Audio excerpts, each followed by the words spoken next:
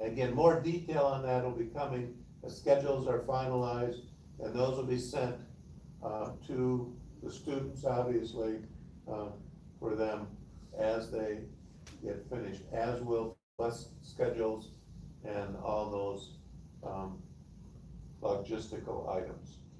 Thank you, Dick. Without saying you forgot to talk about that. Thanks. And the rationale for not having an alternating A-B schedule is to provide that space in between for deep cleaning, is that correct? Well, there's a couple reasons. That's one, Carolyn. And the other is for families not to have to bounce back and forth. Okay, I'm at A today, B tomorrow, but it's, my student will be in school 2 days, Monday, Tuesday. My student will be in school the last 2 days. And that Wednesday off is for cleaning, it's for planning, and it's for that distance learning transition. So, you're transitioning from either distance learning or face-to-face to either face-to-face or distance learning. I think it's awesome that you mentioned this, your team, the importance of providing a solid education experience for students. But I also think that the in-person learning also helps with the students' social and emotional culture. It's important for them to be with each other and be with teachers and be in a school and have a certain degree of normalcy. Absolutely, Don, and that's an excellent point. Last year, the other thing that's very vital is that engagement, that give and take between the teacher and the student, between the students and the student. Last year, we had that up until the middle of March. So, the teachers knew their students, the students knew each other in that realm. So going to distance learning from that point, no matter what the distance learning platform would be, they had a better understanding of each other in that dynamic. If we started all distance learning, you don't have that dynamic.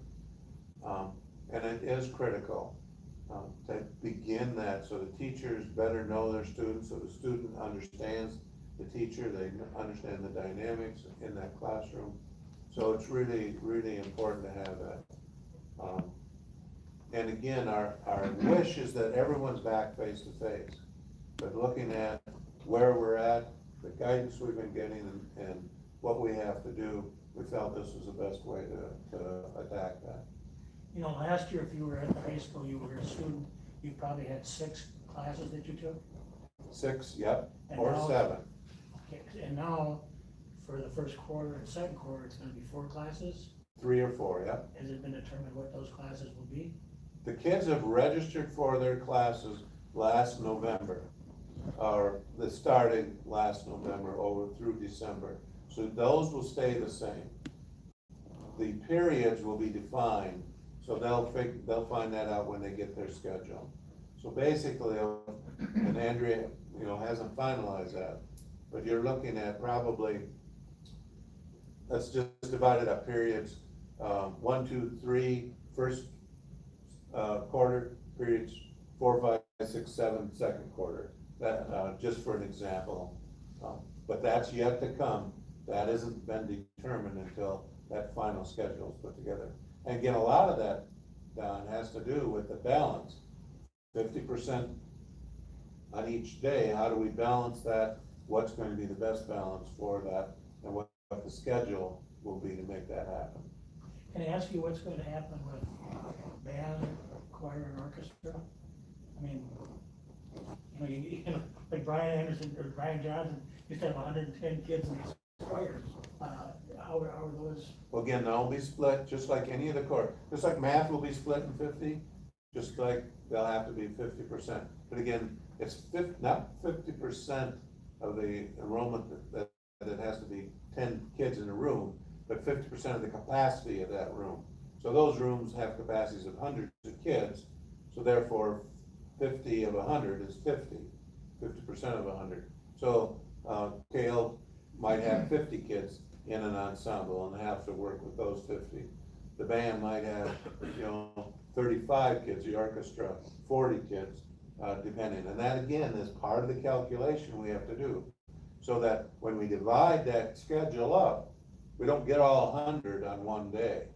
It has to be, and that's why there's still a lot of work that's yet to be done in the next 2.5 weeks. Can I ask you what, David, can I just interject a second? Sure, John. please? That there is some specific guidance around music as well that we have to follow regarding singing as well as the playing of instruments because of the whole transmission pieces. So I think we need to be a little cautious. There are some guidances that we'll definitely follow around, in particular in this case, music. John, since you have the platform, could you describe the difference between synchronous and asynchronous learning? Or what do those two terms mean? So synchronous simply means it happens simultaneously. So right now, we're having a school board meeting that's synchronous. Even though we're not all in the same room, it's happening at the same time. Asynchronous is if something was recorded, and then we would communicate either via chat or something like that, and different members of the group could respond, and it would happen not all at the same time, but it would happen, the communication and the interaction would occur offline at different times. Thanks. I yield the floor. Can I take this opportunity to allow our remote board members to jump in with any questions? Angie, Kathy, or Peggy, we want to make sure you get a chance. Yeah, I do have a few questions. And Dave, you probably don't have the answers to these, but because I have been asked literally hundreds of times, I need to at least pose the questions. How long before kids will have their schedules, so they kind of know what their day might look like? I've been asked repeatedly what busing might look like, given the kind of wonky schedule that's being put out there, which kudos to everybody who did all of the hard work. I can't even imagine the number of hours that have gone into this planning already. But what might busing look like? And then the kids are a little bit worried about where they're gonna eat lunch. Will they be in the cafeteria in smaller groups, or will they be in their classrooms, or maybe none of these things have been hammered out yet? I'm not sure. That's exactly where it's at. Those are things that are still being worked on to make sure that all the safety things are taken into consideration. And believe me, our principals, their teams are working very hard to make sure that that's all gonna be out there. As we did, right after the governor's announcement, we sent a portal push to all the families, telling them we would let them know once we had a plan. We're letting them know now. There'll be another portal push tomorrow with some of these details. We'll have a more fine-tuned document later in the week or next week. But the final, I would almost say the final schedules and those things probably won't be coming out until days before the opening of the school. It's just there's so many things that have to take place in such a short period of time compared to the months we normally would have to work on that. But we're working hard with Palmer Bus on the bus schedule.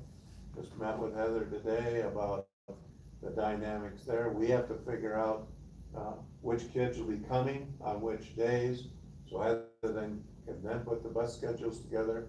Obviously, the elementary, and again, we went to a tiered busing system, which the families all know about, communicated with that. So elementary will all be on a separate schedule than will the secondary, which in the end has really worked out well.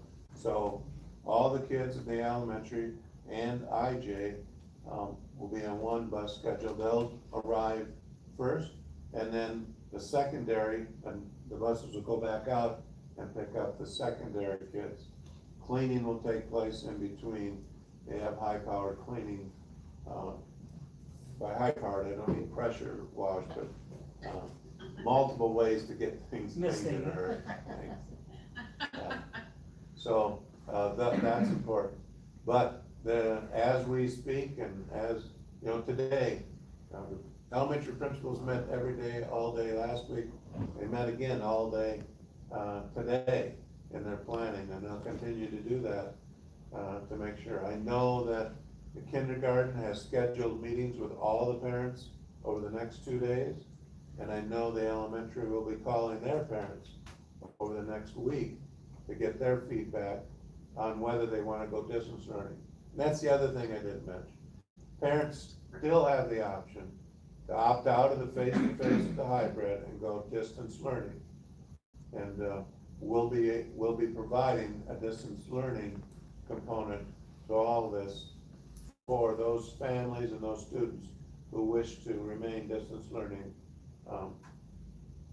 Dave, the will start of the school families year. have the opportunity to move between distance and in class as the quarter moves on, or do they commit at the beginning of the school year and that's where they are? I didn't catch that. Look, they're So quarter. she's wondering if, at some point some point in the year, will parents who have chosen distance learning be able to reevaluate and potentially plug into this in-person schooling? Or are they committed to distance learning for the entire year? What we'd like is then, If families become uncomfortable in the classroom, will they have the option to go distance learning? I'm just wondering if that switch is available to them. you know, we pretty much run in this district, the freedom for parents to be able to choose which school they go to, which options they go to.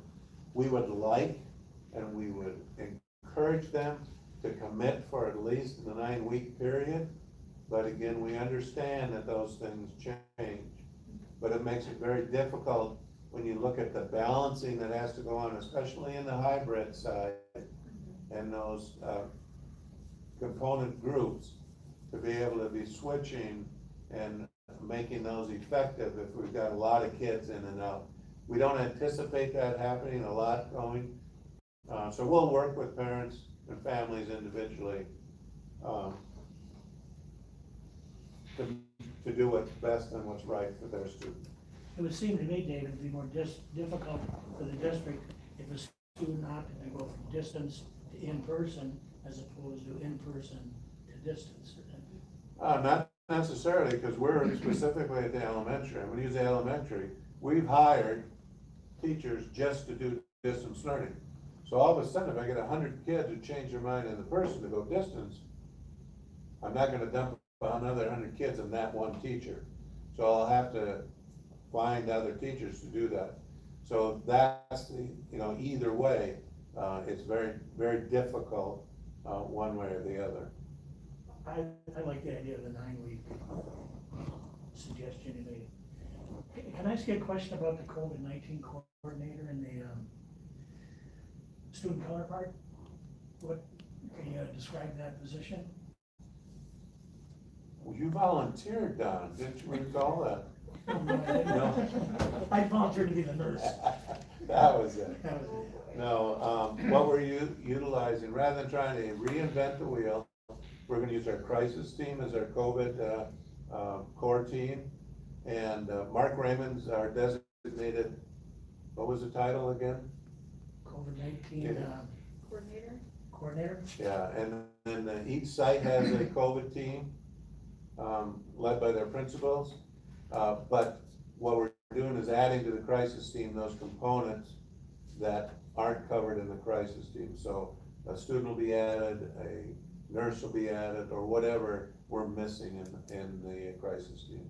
But we already have a structure where we have a committee already in place, I shouldn't say committee, but a working group already in place. So we thought we'd utilize that structure already. Thanks.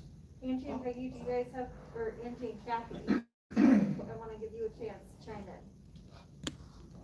Yeah, I have just 2 questions. So John referenced synchronous learning, and I'm curious how that works and if teachers are going to be given some tech support on how to do that.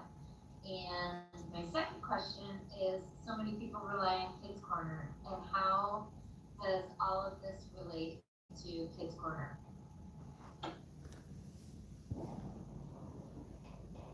Well, John, you want to answer the synchronous question?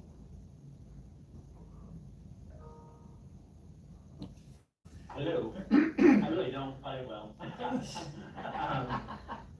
so every one of our buildings has a tech coach, that's involved in helping support teachers. And I think part of this is, again, I don't have the specific details on what the buildings are doing, but the question that was posed to me was, what is the difference? Now, when it comes to the actual implementation, sorry, there's a garbage truck running by. When it comes to how, we're gonna do this, I think that's just part of the questions in terms of how is that gonna be implemented in distance? I think there's a balancing point that we have here within our district. We want to encourage, that idea of doing some things synchronously, but at the same time, we want to understand that not all of our population necessarily, we want it equitable. And so the idea that everybody within our district can participate in synchronous learning is also that balance point. So while we want to provide those opportunities for students, we also know that by doing so, it can be restrictive for some kids, right? If they're not available at that particular time to log on, or if, we're fully distanced and they're actually working as well because their parent has been furloughed or something. So we have to be mindful of who we're serving, but at the same time, try to provide those opportunities. So I do know that even though many of our teachers aren't obligated over the summer to be under contract, I know a lot of our teachers have done a lot of learning on their own time, and on their own planning and taking part in workshops. I've heard people taking part in workshops in terms of how to do distance learning in their content areas, all on their own volunteer, because they're dedicated and they want to improve what they do. But I don't know that we have any teacher that is going to step back and say that they were, that they want to just do distance learning the same way we did when we had to go quickly. They did an incredible job, but at the same time, they're all unsatisfied because they're, they want to do the best job they can for their families and kids. And so I know a lot of our teachers, like I said, have spent a lot of their own time all summer trying to get ready to do a better job, just like they always do, but even more so now. So I think we may see some elements of synchronous show up, but again, just being mindful of how that looks for all of our populations, I guess. And as with any of these periods, I think the word grace is the word that is the word of the day, year, and month, and decade right now, is that we all have to give ourselves and each other a little grace. And understanding of how we work with this. So I don't know if that answers anything, but Jennifer, you wanna address the Kids Corner? Sure, you bet. As you might anticipate, we've been waiting for this order to come out from the state about what learning would look like in the fall. So once we had that order, then we could start to think about what Kids Corner could look like. We have a few different regulations around school-age childcare, because a lot of our regulations come from the county in terms of certifying to be a certified childcare center. So we will have Kids Corner. The numbers will probably be less, and it will look different than it has looked before, but we will be able to offer that for families. Should we move to hybrid or distance learning, then we will be offering care per the order from the state for essential tier 1 employees. So we will jump in to do that if and when that order changes, but we are making plans now that we have this this plan from the state to move forward. Kathy? Kathy? Okay, thank you. I have a question probably for Corey Cowger. It's in reference to student assessment. What are we planning forward so that you can get caught up with the massive amount of data that we follow with our students? Right, so right now we're planning on doing fall benchmarking as normal, assuming we have the students in person, so we'll take care of all of our fast benchmarking this fall with our K through 6th grade students that are in person, and then we'll have to benchmark with our Scantron series, grades 2 through 8. Again, in grades 2 through 6, we'll have them in person, so that'll be pretty quick. In the hybrid and 7 and 8 for Ellis, and the special populations in the high school, we'll have to capture them when they're in their hybrid day going. So there's still a plan to do fall benchmarking. The window may end up taking a little bit longer just because of the AA-BB schedule.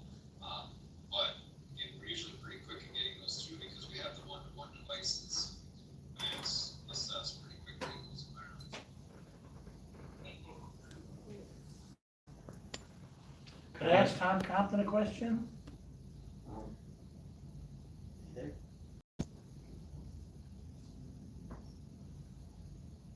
That's okay.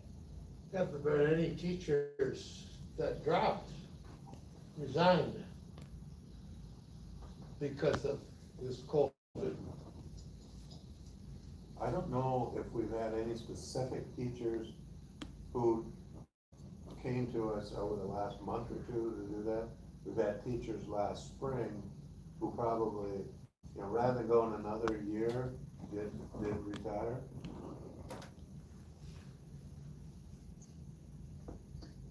I think the folks that are online missed that last conversation there. Yeah, it's really difficult for us. I think the mask and the shields are hindering what we're able to hear. And so if you could speak loudly, like use your outdoor voices, that might help. So And whoever's closest to the microphone, if they could not shuffle paperwork, that'd be great. I don't know if that's me or what, but, I can recap for you guys what, Dick just asked. He asked if we had any, staff resignations, as a direct result of COVID. And, David's response to that was, primarily no, but he assumes there may have been a couple of retirements that, came late last spring where people decided, hey, you know, if this is what it's gonna look like for next year, maybe I'll just retire. So directly no, indirectly maybe. So that's the gist of that conversation. Does that help? Yes, thank you. Okay. Other questions? Okay, and as always, there's more to come, and a lot of work has been done, but there's a lot more that needs to be done, and we'll continue to do that. I wish it was as simple as opening the doors and letting people come in, but it's not, and that's kind of the pressure our folks are under right now. And believe me, they're working hard to make sure that the openings will be where they should be. The other thing I know I'm sorry, can I just circle back to one other thing, with Angie's question, as I was thinking more about it too, is, I know that in meeting with the high school recently too, there were some conversations about, asynchronous, or in this case, synchronous opportunities when it came to things like socio-emotional, meeting with counselors, teacher office hours and things like that. So I think that we're looking at exploring it, you know, different ways of utilizing that. And we are aware of the feedback too, that, there is a desire or a notion from our public that, maybe there weren't as many synchronous experiences in the first round of distance learning last time. And so we are looking for additional opportunities as well. But again, as I mentioned before, balancing that against the idea of access for all, because we are, I just believe in equity in one of our core values. And so we just have to make sure that that's available for all and try to meet all those needs. But we are familiar and aware of that concern as well. Thanks, John. Thank you, John. One last thing from my standpoint on the opening, and we've been getting a few phone calls on this, why families haven't heard about the registration. Just a reminder, they should have heard that we've moved our registration to online. We're not holding the mass registration, and we weren't going to do that even before COVID. For convenience sake, we moved things online. So families need to go online. You can find the online registration on our website, and follow that process. If you need help, you can call the Corey's office here at the high school, or REA office, and they'll help you through that process. And just to make sure your students are registered. And also for parents, if they're not getting the information, please call also. So I think we're pretty good in terms of the people that are registered for our portal push, which all of our information comes out on. And you should be getting all this information through that too. Corey, you have any comments on that? No, I just thought I'd let you know as a board, at this point, again, this is the week that we normally have traditionally done our mass registration, which was the first week where we actually started even taking registrations at the start of the school year. At this time, we're actually at 2/3 of our families have already completed registration.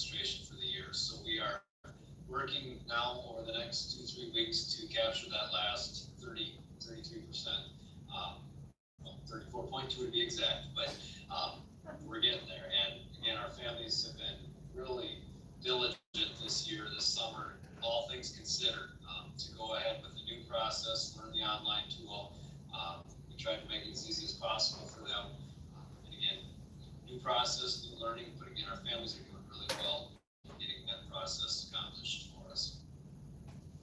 Well, I can say I registered and it took so much less time than it normally did to fill out all of the paperwork that I was so excited to work through it. So thank you for making it so simple. I appreciate that. It was very good. So, I guess I'm a little late in asking this. Can you hear me okay through the mask or through the shield? For the Yeah. most part, occasionally there's a little buzz for some reason, Yeah, but for the most part, we can hear you. You're running about 75%. I Okay, haven't been paying any attention So to you. speak up. it's a little less muffled than everybody else, but, yeah. okay. It'll be better when we're all in the same room again. Yes, Yeah. definitely. So thank you for that. And there's one last item I'd like to go through, in my report, if that's okay. It shouldn't take too long. As you're aware, this is the last year of my current contract. Superintendents by statute can only be offered, 3-year contracts. So this is my 4th 3-year contract, so it's my 12th year, and Sharon and I happen to be looking at, I'm either the 2nd or 3rd longest acting superintendent in the history of Austin. So, and that's 100+ years. So I feel pretty good about that. I don't know how people feel about that. I guess that history will write those records, right? But this is my last year of that contract. Normally, in the final year of a contract, the superintendent would be negotiating his next 4-year contract.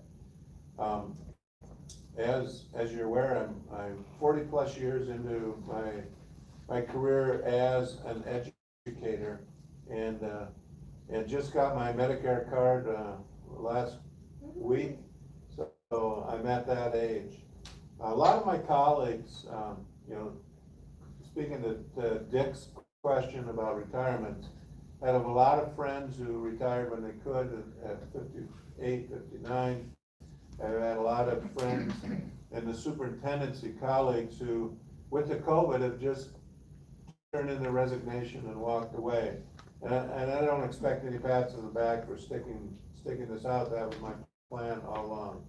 But as you know, when I was hired, and I was actually hired in 2008, in November of 2008, to start work in July of 2009.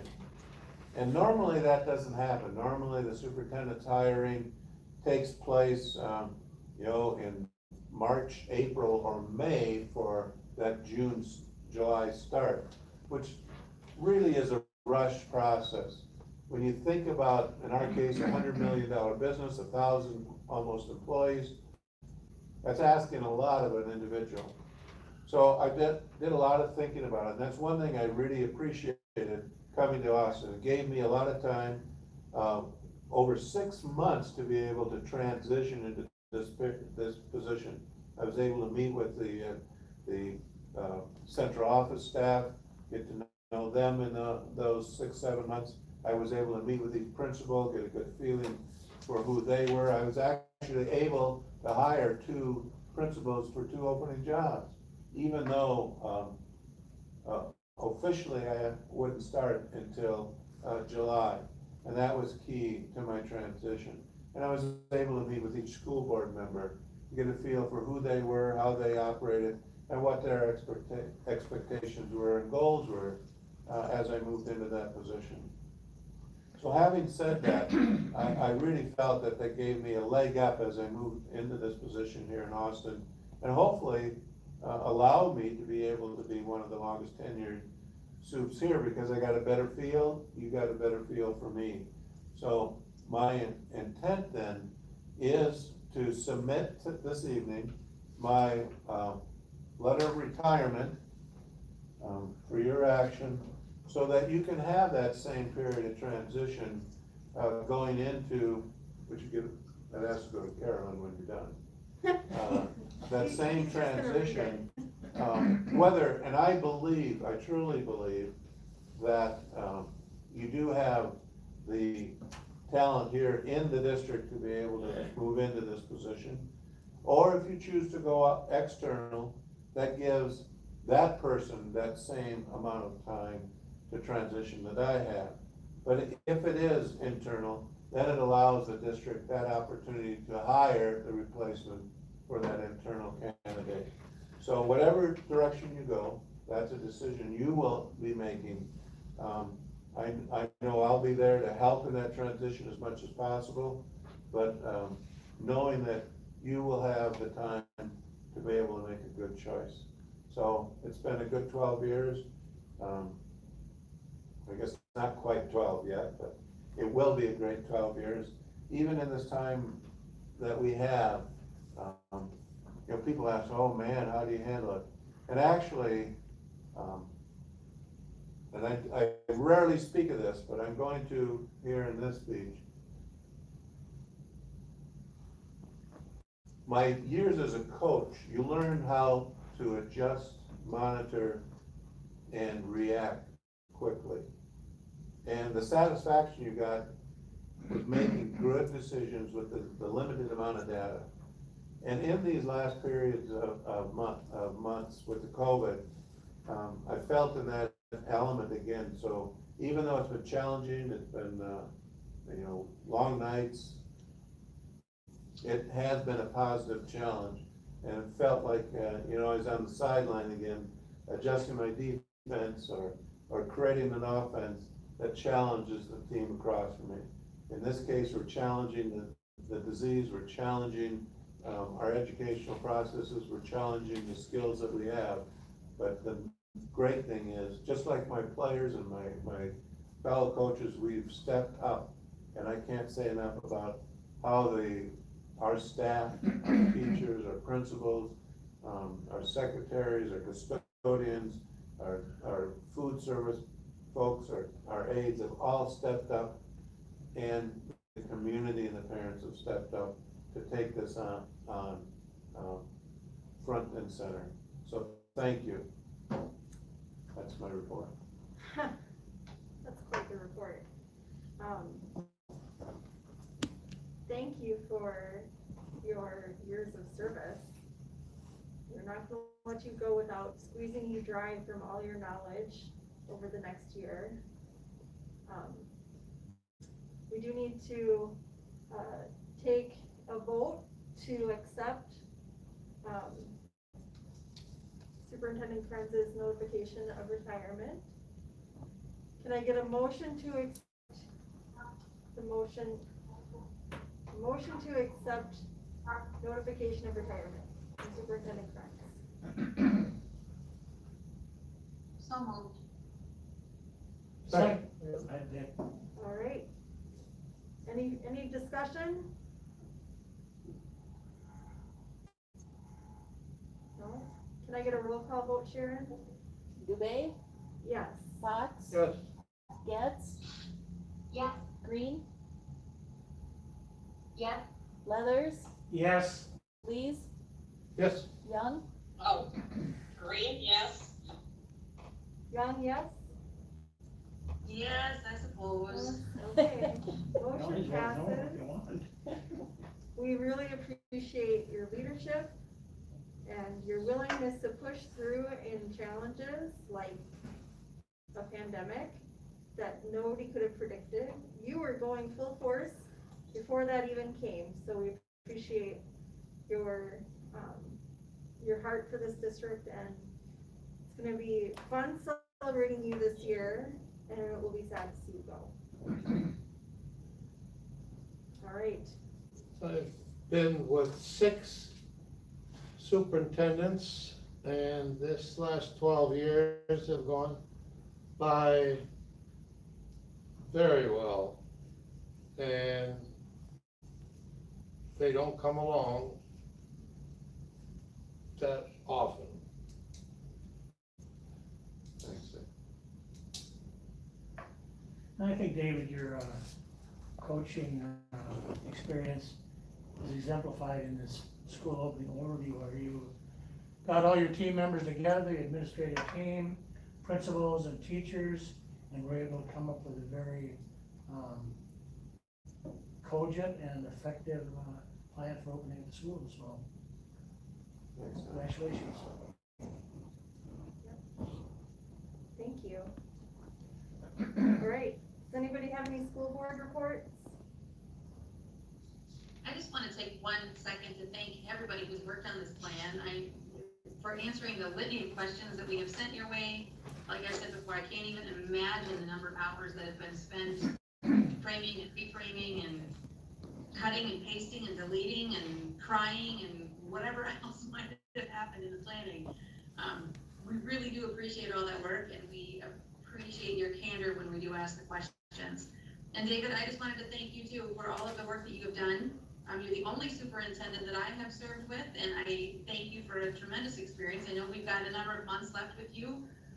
They're going to go very quickly and be very strange. So I just wanted to thank you now before we get into the thick of everything else, and I look forward to the next few months working with you. Thanks, Becky. Kathy? Yes, just want to report that I was able to catch a WCCO statewide news coverage as the state's looking at how are they going to be opening their schools throughout the state. And it was a focus on Sumner Elementary. And it was such a pleasure. It was such a well done story to cover how our staff are approaching it, how our families, our students are approaching it. They were at Sumner School, and the looks on the kids' faces, it was a huge positive. And I just knew that there were people all over the state going, wow, look what they're doing. And it was all in a good light. Sheila did a wonderful job. So once again, I thank the staff throughout the district. They're doing great. And David, you have been the leader that has brought so much into such a great place that we can be so proud of. So thank you. Wishing you the best in these last months and into the future. Thanks, Kathy.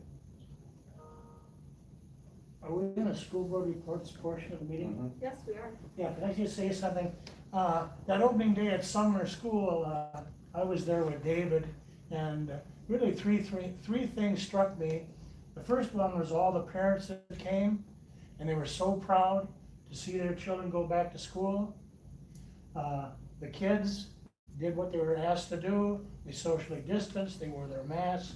You could tell that they were excited. And then the teachers were just like troopers. They were there, greeting the kids. They were happy, very welcoming. And like I said earlier, David and the administrative team and the principals have done a lot.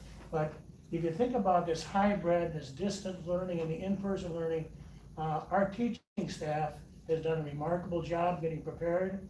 And it's going to be a daunting task for them moving forward. So I hope that we all can really support our teachers. I think this pandemic hopefully has given the citizens and the parents a better appreciation of teachers. And I know when I went to teaching college, there wasn't a course on teaching during a pandemic. And so it's going to be a real challenge, and I think our staff is up for that challenge. And I would just like to say one more thing, and that is tomorrow night at 5 o'clock is a very important moment, because that's when the ending of the filing period for school board it ends. And we have a number of candidates. I've tried to urge a number of people from the non-white community to apply and throw their hats in the ring. And if you got on the school board web, or the high school web, the district web page and went to district offices, you could scroll down to school board and you would see every school board member's picture and their telephone numbers. Mine happens to be 433-1119, but I won't answer that because it's a landline. But I will say my cell phone number is 219-0592, and I will answer that call if you call me, and I will tell you all the benefits of being on the school board. But remember, tomorrow 5 o'clock is the deadline. So if you're willing to talk about it, I'd be more than glad to spend some time with you this evening or tomorrow morning. Thank you. One more thing, there's always one more thing. As you stop and think about it, we have moved forward in every aspect from curriculum to everything. It's not been a static, because I have been with some that were pretty static. David has moved us forward building wise, curriculum wise, and. That's it, And his involvement in the community, yeah. going down to the retired teachers, being various boards and things like that. He's very active and visible in the community. And he's always the guy that takes us up to Minneapolis and gets us calamari and fried mushrooms and takes us around, and we have a great time, because he's our leader. I just went once and that was enough. You got a big cupcake out of the deal, didn't you? Oh, boy. Okay, I'm gonna wrap up the school board reports with just a quick comment and expression of gratitude for all of the work that went into getting this plan together. If people could see how many pages this is, it's not little, and it took a lot of thought. As with any plan, you know, it's only as good as it is, you know, if people, you know, connect with the plan and respect the plan. You know, if we are all in, like our Sumner example has been, I know that there were parents that stayed busy the weeks going up to that start date, making masks for community members. You know, several volunteers really pulled together, and that's the essence of Austin, Minnesota. So I'm excited to see how this community comes together to support getting our kids back into the classrooms as much as possible in a safe and effective way. I couldn't be more proud to be part of this district. So thank you for all the work. All right, now we're gonna get to the boring stuff. All right, can I get a motion to approve the consent agenda? So moved. Second. Roll call vote, Sharon. Dubay, Yes. Fox, Yes. Getz, Yes. Green, Kathy? Did we lose her? Kathy, did we lose Yeah. you? Thank you. Okay. Leathers, Yes. Lees, Yeah. and Young. Yes. All right, consent agenda, motion passes. We're gonna move into efficient and effective operations, beginning with our request approval for the 2020-2021 dairy bids with Executive Director of Finance and Operations, Lori Bowles. Madam Chair Dubay, Superintendent Krenz, members of the board, for consideration would be accepting the results from the dairy bids. We received one bid for dairy products, which is, as a side note, somewhat normal to receive just one. It was from Kemp's of Rochester, and it just reflects a very small increase in pricing. And so I recommend the award of the contract for dairy products to Kemp's of Rochester for the upcoming school year. Can I get a motion to approve the 2020-2021 dairy bid? So moved. Second. Second. All right, any discussion? No, roll call vote? Dubay, Yes. Fox, Yes. Getz, Yes. Green, Yes. Leathers, Yes. Lees, Yeah. Young. Yes. All right, motion passes. We've got milk. You would die to do that, wouldn't you? It's so good. Got milk. Takes me back to the 90s. Sure. So good. All right, next we have our request for the approval of donations, also with Lori Bowles. Madam Chair Dubay, Superintendent Krenz, members of the board, for your consideration is accepting our donations that we received from the date of July 8th through August 5th. Zonta Club of Austin donated $150 to the Woodson Kindergarten Center for, to go towards the cost of a washer and dryer. Danella Hastings, $350 to Woodson Kindergarten Center to go towards the cost of a washer and dryer. Tom and Jenny Compton, the amount of, a valued amount of $2,500, and it's for an item that's a Merlin HD Ultra Electronic Magnifier. And that's for the Special Services Department, and it is equipment for visually impaired students. And that is our listing of donations for this board meeting. Can I get a motion to approve the donations? So Second. All right. I'm just always amazed by the generosity of the people in our community and district. Thank you very much. Yep, that's true. All right, Sharon, roll call vote. Dubay, Yes. Fox, Yes. Getz, Yeah. Green, Yes. Leathers, Yes, Lees, Here. Young, Yes. All right, motion passes for the donations.